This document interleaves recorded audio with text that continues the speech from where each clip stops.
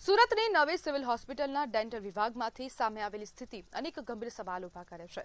રાજ્યની સૌથી મોટી સરકારી હોસ્પિટલોમાં ગણાતી હોસ્પિટલમાં જો દર્દીઓને ઓપરેશન માટે 50-50 દિવસ રાહ જોવી પડે તો સામાન્ય માણસ સારવાર માટે ક્યાં જાય?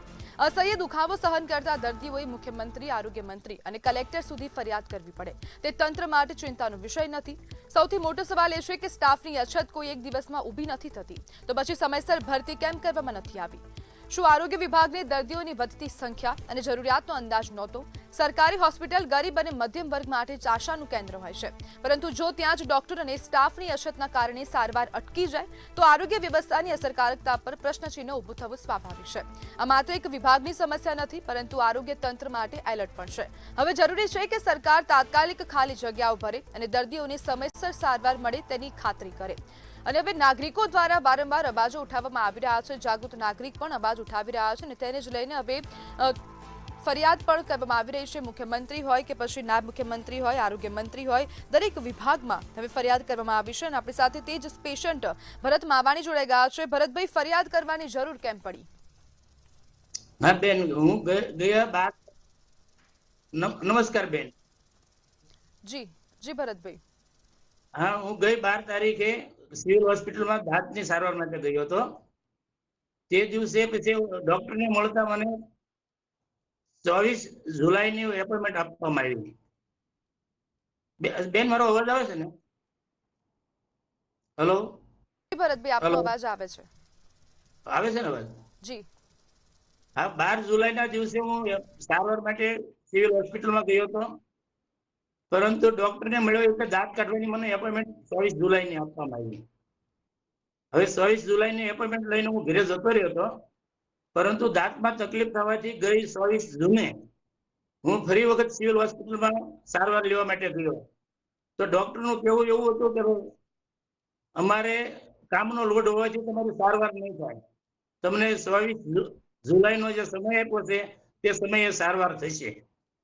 તે માટે આ મને અસહ્ય દુખાવાના હિસાબે હું સુપરિન્ટેન્ડન્ટ બેન પાસે ગયો અને એને ફરિયાદ કરી। એટલે સુપરિન્ટેન્ડન્ટ બેને એવું કીધું કે ડેન્ટલ વિભાગમાંથી તમામ લોકોને બોલાવ્યા અને જાણકારી કરી તો બેન 8 જણાની એપોઇન્ટમેન્ટ હોય એમાંથી 4 જગ્યા લાંબા સમયથી ખાલી પડી છે। અને હાલમાં સર્જન તરીકે 2 ડોક્ટર કામ કરે છે, એ કોન્ટ્રાક્ટ બેઝ ઉપર કામ કરે છે, તેથી વીકમાં 2 દિવસ આવે છે ને આના હિસાબે લાંબા સમયની એપોઇન્ટમેન્ટ છે। તો ભરતભાઈ, એટલે હવે જી ભરતભાઈ, તમે હવે મુખ્યમંત્રી સુધી રજૂઆત કરી છે, નાયબ મુખ્યમંત્રીને પણ પત્ર લખ્યો છે, ઈમેલ કર્યો છે, તો પછી હવે આ પત્ર લખ્યા બાદ શું નવું થયું? કઈ બદલાયું ખરા સિવિલ હોસ્પિટલમાં? નહીં બેન, હજી મને મેલનો કોઈ જવાબ મળ્યો નથી, પરંતુ બીજા દિવસે એટલે તારીખ 25ના રોજ હું ડીન સાહેબને મળ્યો। ડીન એટલે આપણે મેડિકલ કોલેજના જે હેડ હોય એને, કારણ કે આ સિવિલ હોસ્પિટલ રહી એ મેડિકલ કોલેજની નીચે આવે છે। એટલે ડીન સાહેબને મળ્યો એટલે મને એનું જે વલણ હતું એ બહુ ગેરવાજબી લાગ્યું, કારણ કે સુપર સીએમ જેવી મારી સાથે વાત કરવામાં આવી। કારણ કે એને એવું કીધું કે ભાઈ ગુજરાત સરકાર દર ત્રીજા બુધવારે જાહેરાત કરે છે એપોઇન્ટમેન્ટ માટે, જે ખાલી જગ્યા પડી હોય એની જગ્યા પૂરવા માટે। તો કોઈ પણ એપોઇન્ટમેન્ટ એપ્લિકેશન લઈ અમારી પાસે આવે તો અમે ઇન્ટરવ્યુ લેવી છે, બાકી અમે અમારું માંગણાપત્ર દર મહિને ગુજરાત સરકારને મોકલી દેવી છે અને ગુજરાત સરકારની જવાબદારી છે ભરતી કરવાની। તો આથી આ વાત સાંભળતા બેન મને વધારે ગંભીર વાત લાગી કે ગુજરાત સરકારની નજર નીચે સુરતમાં 75 લાખની વસ્તીમાં ડેન્ટલ વિભાગમાં 8 ડોક્ટરમાંથી 4ની પોસ્ટ ખાલી હોય છતાં પણ કોઈને આંખ ન ખુલતી હોય તો બહુ ગંભીર વાત કહેવાય। ભરતભાઈ, તમે હમણાં વાત કરી કે તમે સુપ્રિન્ટેન્ડન્ટ પાસે ગયા હતા, સુપ્રિન્ટેન્ડન્ટે તમને ત્યાં શું કીધું? સુપ્રિન્ટેન્ડન્ટ બેને મને એમ માનો કે ડેન્ટલ વિભાગના હેડ ઓફિસરને બોલાવ્યા અને એને એવું કીધું કે ભરતભાઈની સારવાર કરી દો આજે।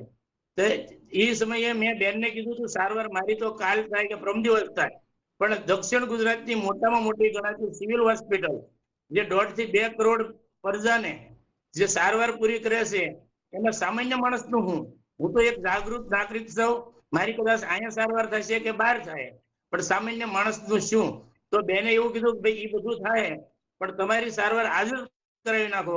એટલે મને ડેન્ટલ વિભાગમાં મોકલ્યો અને ત્યાં બેને વાત કરેલી એટલે ડેન્ટલ વિભાગમાં જવા પછી ડોક્ટર પાસે એટલો બધો ભરાવો હોવાથી મને ચોખ્ખી ના પાડવામાં આવી કે આજે સારવાર નહીં થાય, તમને આવતા શુક્રવારે અમારે રજા છે એટલે આવતા બુધવારની એપોઇન્ટમેન્ટ એટલે 7 દિવસ પછીની એપોઇન્ટમેન્ટ આપી. ભરતભાઈ, સેક્રેટરીને કીધું તો પણ ત્યાં જે ડોક્ટરો હાજર હતા તેમને ન માન્યું. ડોક્ટર પાસે બેન ભરાવો જ એટલો હતો કારણ કે વીકમાં કોન્ટ્રાક્ટ બેઝ ઉપર ડોક્ટરો છે અને વીકમાં 2 દિવસ આવે એટલે 8 દિવસનો બોજો એને 2 દિવસમાં પૂરો કરવાનો હોય એટલે એની પાસે તો ભરાવો રહેવાનો બેન, એમાં ડોક્ટર પણ શું કરવાના. જી બિલકુલ ભરતભાઈ, જોડાવા બદલ આપનો આભાર.